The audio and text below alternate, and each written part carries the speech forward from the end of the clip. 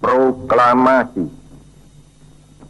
Kami, bangsa Indonesia, dengan ini menyatakan kemerdekaan Indonesia.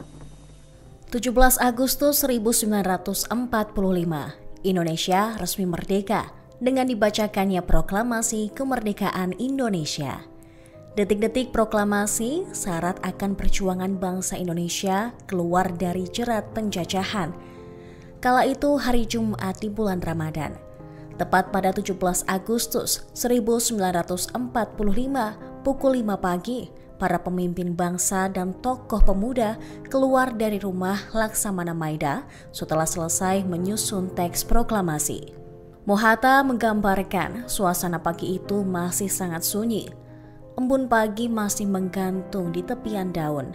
Mereka telah sepakat memproklamasikan kemerdekaan bangsa Indonesia hari itu di rumah Soekarno di Jalan Pegangsaan Timur nomor 56 Jakarta pukul 10 pagi.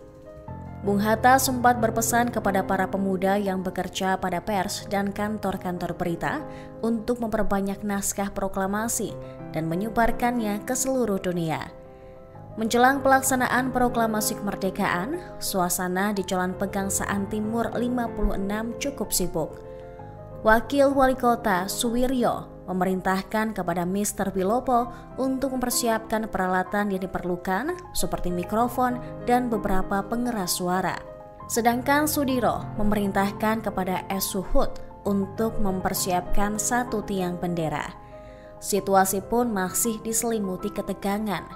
Suhud bahkan tidak ingat bahwa di depan rumah Soekarno masih ada 2 tiang bendera dari besi yang tidak digunakan.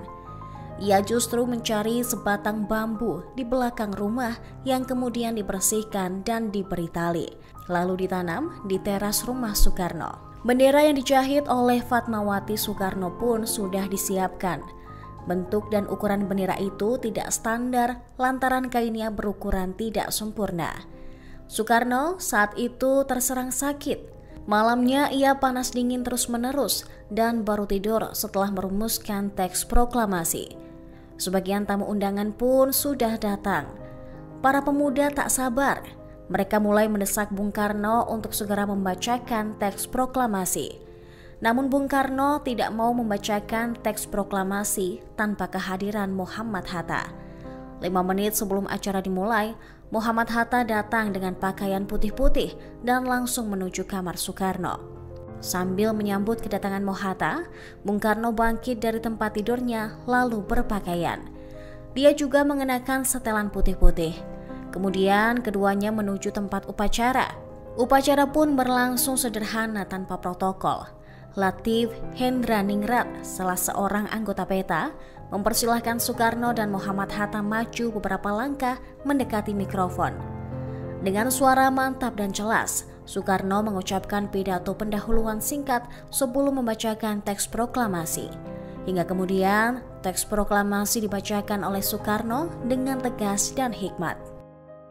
Acara dilanjutkan dengan pengibaran bendera merah putih. Soekarno dan Hatta maju beberapa langkah menuruni anak tangga terakhir dari serambi muka, lebih kurang 2 meter di depan tiang.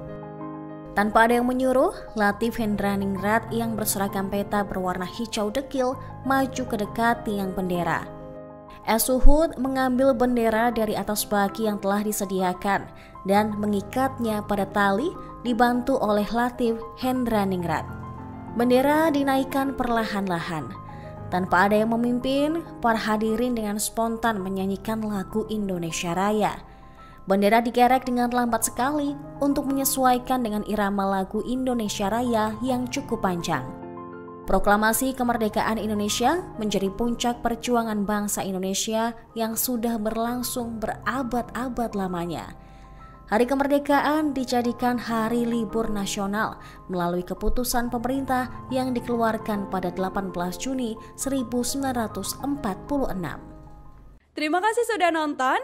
Jangan lupa like, subscribe, dan share ya.